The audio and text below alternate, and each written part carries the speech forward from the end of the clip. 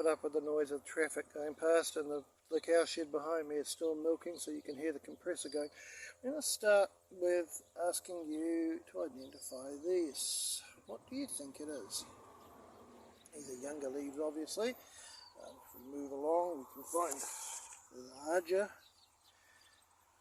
more mature leaves, up to the stage, of course, where this one's starting to die. Okay, I might give you some clue, and then I'll show you the flower. So probably most of you by now are saying, well, obviously a pumpkin, or it's of some description. And you're completely and totally wrong, I'm sorry. I'll show you the fruit of the vine.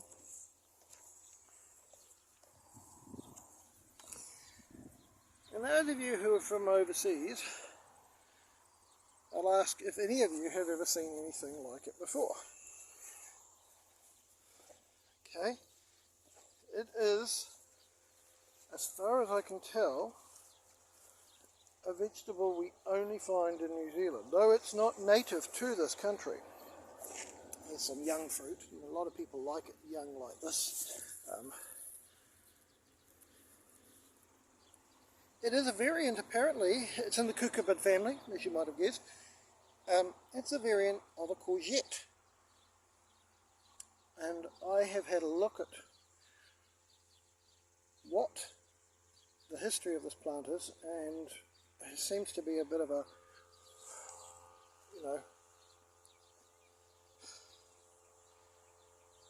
lucky guess. What I think it is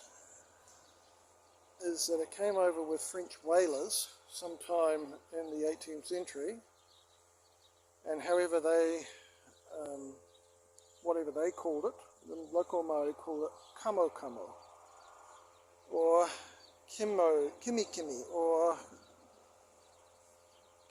yeah, variations on that theme. So could it have been courgette that they were Maorifying from French? Anyway, they grew it, they loved it, happy to grow it and sell it back to the French whalers. As you can see, it is an amazing vegetable. It takes up a lot of room. It does like to climb a bit, if you can give it something to climb up, like these ones down here.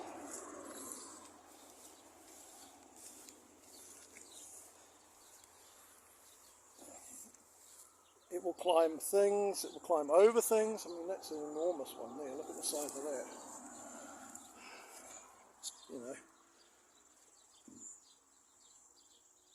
It's about 11 inches long. So, interesting vegetable. I don't know if you can get it overseas. I don't know if you have it overseas. If you don't, come your spring, I really recommend, if you've got the room, give it a try. What you'll find is that the outside of the fruit is edible but hard. So unlike a courgette, it doesn't dehydrate and go, unless you're storing it in the fridge, bad within a couple of days. You can keep these puppies outside for a week and they'll be fine, as long as you keep them out of the sun, obviously. Don't do something dumb like keep them in the sun. In the fridge they can last for weeks. And the inside of them is much more like a pumpkin. But you can eat the skin. The really big ones, the skins can be a little bit tough, but most of the time you can. You roast them, you can fry them, you can bake them, you can boil them, you can turn them into soups, you can do whatever it is. You can scoop out the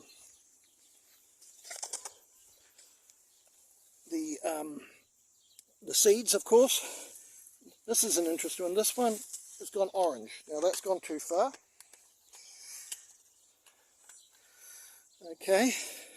So,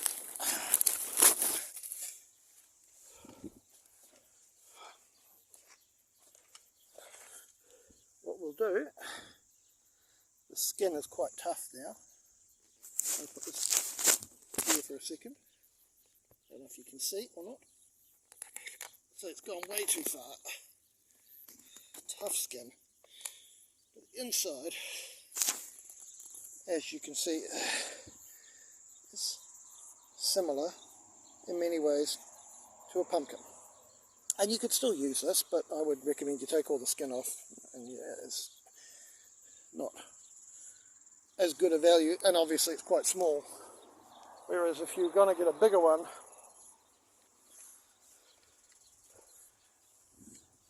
you know, usually we like to get them when they're this colour. They're creamier, got more natural oils and fats in them. But when they get bigger and greener like this, they're still good to eat. And I find actually Asians prefer this for some reason. I sell a lot of these to Asian people, whereas Māori tend to buy these ones, the younger ones. This is this week's harvest. Okay, I want to say that again. This is this week's harvest. There will be a similar harvest next week, in all probability, depending on the weather. This thing has produced, I'm going to estimate, 200 kilos already this season, and we've probably got another month of it producing similar quantities to this. I've got a couple of younger ones that I planted, succession planting, so in case the powdery mildew got too bad. But you can see, as a set and forget, reliable crop if you're trying to feed yourself, put that in the freezer, or if you're trying to sell for a market gardening experience. This is just simple as you're ever going to get. Plant them, fertilise them, make sure they get watered every so often if it's dry. Pick them, and they grow fast. I've left a couple that I'll get tomorrow morning for the market on Sunday. No matter what you do, you're always going to miss one or two. It just happens.